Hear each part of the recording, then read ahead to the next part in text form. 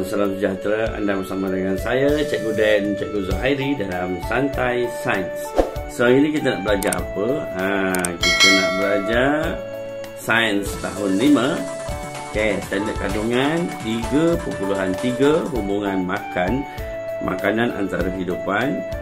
Standard pembelajaran 3.32, mengenal pasti pengeluar dan pengguna dalam rantai makanan.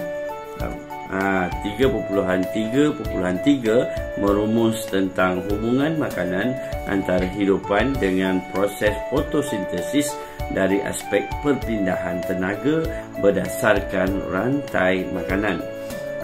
Mari kita terus kepada ayat ini.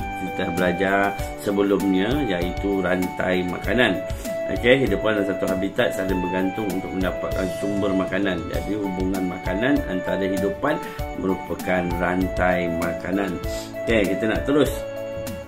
Sebelum tu cikgu nak imbas secara tak langsung. Secara lalu. Ini adalah rantai makanan yang diringkaskan. Daripada buah-buahan dimakan oleh tupai. Anak panah ni menunjukkan dimakan oleh tupai, tupai pula dimakan oleh ular dimakan oleh helak. Jadi anak panah ini bermaksud dimakan oleh. Jadi hubungan makanan antara hidupan di atas ialah contoh rantai makanan dalam habitat di paya bakau. Kita terus. Kita nak sambung. Hari ini kita nak belajar apa? Ialah berkenaan dengan pengeluar dan pengguna. Mari kita kenal pasti pengeluar dan pengguna berdasarkan rantai makanan dalam habitat paya bakau. Ni kata cikgu ni. Apa kata cikgu ni? Masihkah kamu ingat tentang proses fotosintesis?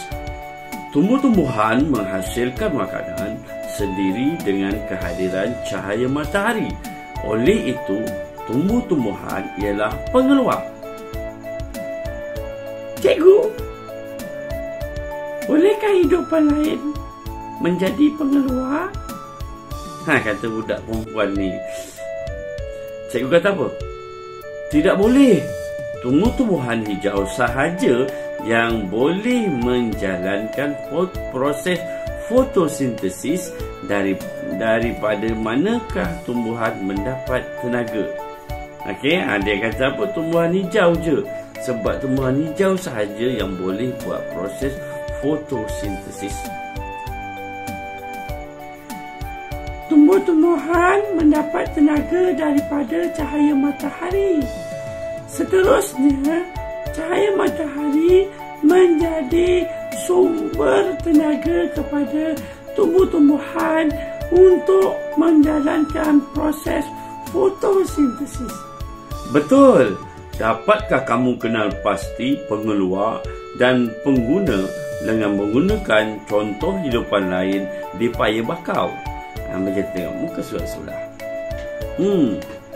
Sini dia kata apa? Pengeluar mendapat tenaga daripada cahaya matahari. Ni poin penting ya. Pengeluar mendapat tenaga daripada cahaya matahari. Bagaimanakah dengan haiwan lain seperti tupai, memerang, ular, helang yang tidak dapat membuat makanannya sendiri? Daripada manakah haiwan-haiwan ini mendapat sumber tenaga? Tupai ialah pengguna yang memakan buah-buahan. Memerang ialah pengguna yang memakan ikan. Jadi ada dua situasi kat sini. Tadi pengeluar, ni pengguna. Pengguna ni ialah haiwan yang makan tumbuhan ke, makan haiwan lain ke, adalah pengguna. Oleh itu, tupai dan memerang mendapat tenaga daripada makanan yang dimakan. Hidupan ini juga dapat dikaitkan dengan hubungan perpindahan tenaga seperti berikut. Tupai ialah pengguna yang mendapat tenaga dengan memakan buah-buahan. Dia makan buah-buahan, dia dapat tenaga. Ular ialah pengguna yang mendapat tenaga dengan memakan tupai. Jadi tenaga daripada buah tadi dah pergi ke tupai. Tupai tadi dah ada tenaga pergi kepada ular pula, sebab ular makan tupai. Helang ialah pengguna yang mendapat tenaga dengan memakan ular. Jadi tenaga yang pada ular ni pula dah pindah kepada helang. Jadi anak panah, tadi kita sebut anak panah dimakan oleh. Tapi dalam situasi ini, dalam satu rantai makanan juga menunjukkan aliran perpindahan tenaga. Jadi anak panah ni juga adalah aliran perpindahan tenaga. Okey, mari kita tengok sini. Hubungan makanan dengan proses fotosintesis. Okey, yang ini fotosintesis ni kita dah belajar di tahun 4. Hubungan dalam rantai makanan juga menyebabkan perpindahan tenaga. Mari kita tengok kat kebun ni, kita ada kambing, itik, ada sayur, ada beluncas, ada ayam, ada ular. Okey, mari kita tengok. Berdasarkan pengguna dan pengeluar yang dikenal pasti, perpindahan tenaga dalam beberapa rantai makanan dapat dibina seperti di bawah. Kita dah tahu dah, satu je pengeluar, iaitu sayur ataupun tumbuhan. Dia sahaja, sebab dia sahaja yang boleh buat makanan sendiri. Warna hijau kan. Okey, jadi kalau kita tengok kat sini ada, okey, sayur ni dimakan oleh itik sebagai pengguna. Itik pula dimakan oleh ular. Okey, yang kedua, sayur dimakan oleh kambing dimakan oleh ular. Yang ketiga, sayur juga dimakan oleh ayam, ayam pula dimakan oleh ular. Mari kita tengok seterusnya. Sayur pengeluar ni, sayur dimakan oleh beluncas, pengguna yang pertama.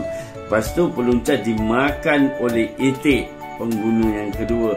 Yang itik pula dimakan oleh ular, pengguna yang ketiga. Sekali lagi kita tengok, sayur dimakan oleh beluncas dimakan oleh ayam dimakan oleh ular. Apa yang nak sampaikan ialah aliran tenaga. Ni anak panah ni, maksud dia tenaga yang daripada sayur dah berpindah kepada beluncas. Bila beluncas dimakan oleh ayam, tenaga ni dipindah kepada ayam. Ayam pula dimakan oleh ular, jadi tenaga yang ada pada ayam dipindahkan ke ular. Jadi oleh itu rantai makanan juga menunjukkan hubungan makanan antara hidupan daripada aspek perpindahan tenaga. Okey, terus. Okey, kat sini kita tengok secara lebih jelas, lebih besar. Rajah menunjukkan hubungan makanan antara hidupan dengan proses fotosintesis dari aspek perpindahan tenaga dalam rantai makanan di habitat sawah padi. Okey, ini matahari. Matahari ialah sumber tenaga utama dalam ekosistem yang membekalkan tenaga cahaya dan tenaga haba. Okey, matahari diserap oleh padi. Padi menggunakan daun warna hijau, klorofil. Okey, daripada klorofil ada pada daun pada padi ni, okey, dia telah memerangkap tenaga cahaya matahari untuk dibuat proses makanan lah, proses fotosintesis. Jadi padi dah buat proses fotosintesis, lalu dimakan oleh itik dan ayam. Itik dan ayam ni makan padi. Jadi tenaga itik ayam adalah antara pengguna yang memakan padi. Oleh itu pengguna ini mendapat tenaga daripada padi. Jadi dua ekor ni, ayam dan itik, mendapat tenaga daripada padi.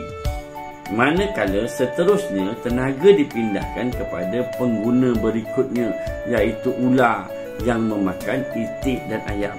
Jadi ular ni makan itik dan ayam. Jadi bila ular makan itik dan ayam, tenaga yang ada pada ayam atau dan itik ni telah berpindah kepada ular. Manakala ular pula, tenaga dipindahkan kepada pengguna terakhir yang memakan ular. Siapa yang makan ular? Helang. Jadi helang juga mendapat makanan Dia dapat tenaga daripada ular, yang mana tenaga ular ni tadi dapat daripada dia makan ayam dan itik. Itik pula dapat tenaga daripada tumbuhan. Inilah pusingan dia. Okey, boleh faham? Okey, mari kita tengok sini ada info sains ekosistem. Kat sini sebut tadi ekosistem utama. Ekosistem ialah sistem ekologi hidupan semula jadi yang tinggal bersama-sama, saling berinteraksi dan saling bergantung dalam suatu habitat termasuk persekitarannya seperti air, tanah dan udara yang bersumberkan tenaga daripada cahaya matahari. Jadi andai kata ni maksud dia ekosistem ni kalau tak seimbang, contoh dia tiba-tiba lah kan ular banyak sangat kawasan tersebut. Jadi bila ular banyak sangat kat sana, dia akan makan ayam dan itik. Jadi bila itik dah tak ada, siapa nak makan padi? Jadi padi bertambah. Kalau padi okeylah, manusia boleh ambil. Tapi kalau rumput, dia dah makin banyak. Jadi kat situ dia akan rosak sistem dia. Ataupun helang banyak sangat. Jadi helang banyak sangat, dia makan ular. Habis dah ular. Ular tak ada nak makan ayam dan itik. Banyaklah ayam dan itik. Jadi ekosistem ni. Okey dah. Ini ekosistem maksudnya. Okey, seterusnya. Kita simpulkan kat sini. Pengeluar hanya satu, iaitu tumbuhan, kerana dia boleh buat makanan sendiri. Okey, pengguna pula ialah haiwan yang makan tumbuhan. Tertinggal satu lagi, haiwan yang makan haiwan lain. Haiwan yang makan tumbuhan dan haiwan lain. Saya saja perangkap ni. Kalau kamu salin nota nanti, pastikan ada makan haiwan lain. Okey, seterusnya kita tengok kat sini. Rantai makanan dapat diringkaskan. Ini dalam rantai makanan, anak panah ni juga disebut sebagai aliran perpindahan tenaga. Jadi tenaga dipindahkan daripada pengeluar kepada pengguna. Yang pertama, pengguna kedua, pengguna ketiga. Okey, jadi daripada mana datangnya tenaga? Tenaga datangnya daripada sumber tenaga utama, iaitu matahari. Okey, dah selesai. Tugasan anda adalah membuat nota ringkas berdasarkan video yang kamu tonton sebentar tadi. Okey, itu saja daripada cikgu. Wassalamualaikum warahmatullahi wabarakatuh.